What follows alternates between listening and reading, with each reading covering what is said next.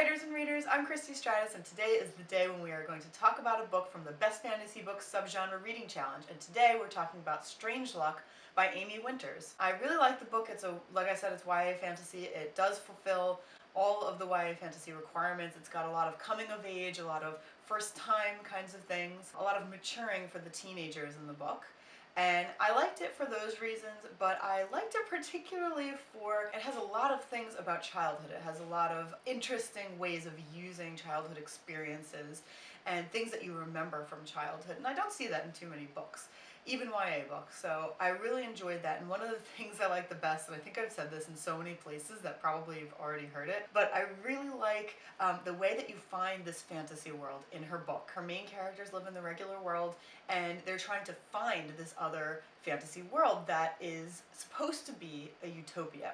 And the idea of finding the utopia is because her father is ill, and if she can find the utopia, her father, by going there, will be cured, which I thought was an interesting concept. I haven't read too much about utopias or utopian societies, so I've never thought about someone entering that society and either just being cured or finding a cure for whatever disease they might have there. So I thought that was an interesting concept to begin with. In order to find this utopian society, you have to follow the scent of your favorite childhood memory. And I thought that that was brilliant. I loved that. And so for one of the characters is a particular candy that she loved. For another character, it's the smell of wet dog, because this guy's best friend when he was younger was this dog that he had, and his favorite memory was at a lake with this dog. So the dog was wet and he has to follow the smell of wet dog, and they each independently smell something different that reminds them of their favorite childhood memory, and it leads them to the same place. So I thought that that was such a great way to find a fantasy place, and to have two characters smelling completely different things, but it's the same essential, it's like putting out the same scent, but you smell it differently. I really like that. And then when they do find it, they end up going in this way, and this isn't really a spoiler because it's way towards the beginning, but they find the entrance and they have to dig through all these toys from childhood, and as they get closer to the actual entrance, they get bigger and bigger, and I really like that idea too.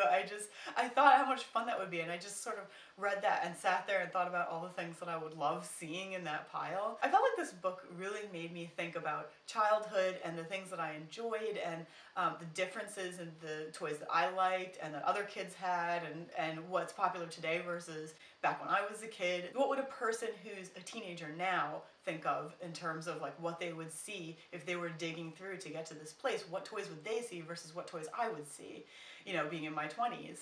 So I thought that was just, it made me think a lot. The other thing I really like about this book is the whole concept behind the fantasy world. The reason that it exists is there is a thing there that is searching for the perfect memory. So that's not too much of a spoiler either, but what I'm about to say is a bit of a spoiler. So stop here if you don't want to hear it. What drives the world is something that is looking for the perfect memory. Perfect memory, and a lot of times that can be from childhood, but anytime you have a good memory in this world, it tries to steal it from you. It doesn't try to, it does steal it from you. And that's what the world is built on. So a lot of the people and things roaming around there have like no memories, or they don't remember anything before they came into that world. And there's a bigger revelation towards the end of why it still exists, even though it keeps taking all these memories, and that I won't say anything about because I thought it was really brilliant, and I won't ruin that surprise for you. So this was just like a small spoiler. Still, it's towards the beginning that we learn that, but I really like the idea of a world trying to take your memories and of having a hard time trying not to remember things. I've thought about that multiple times in my life. If there was somebody who could really read your mind, and you couldn't think about something having to do with them or an embarrassing thought or something else, I always think, yeah, I could never. I would have such a hard time. I'd have to like focus on something, you know, baby duck, baby duck. For this to be even broader, not a particular person, not a particular, you know, embarrassing moment, something you don't want people to know, but any good memory, especially when you're away from home and you don't know if you'll ever go home again. To not think of good memories, to not create good memories. The main characters are a guy and a girl who are best friends, and the guy has a crush on the girl. They start coming closer together, and to try not to make those good memories and stop from getting closer.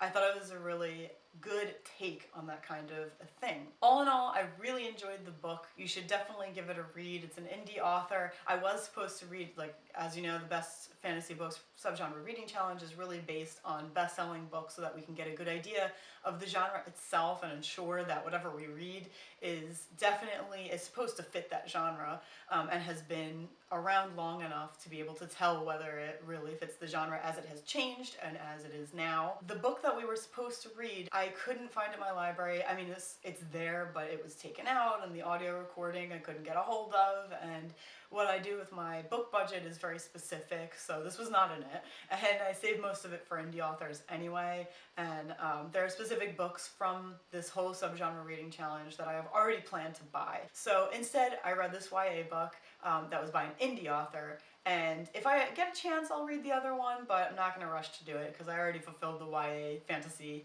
part of the subgenre reading challenge. So I really recommend that you pick this book up and give it a try. Next week I'll be talking about juvenile fantasy, the book The Borrowers by Mary Norton. It's a classic. Lots of people love it. I think there have been movies and TV shows made from it, and a lot of things are based on it. So I'll give you my thoughts on that next week. Tomorrow I'll tell you about my progress on Lock and Key, writing the second book in the Dark Victoriana collection. So make sure you stop by tomorrow. And thanks for joining me today. Like this video if you like this video, and I'll see you then.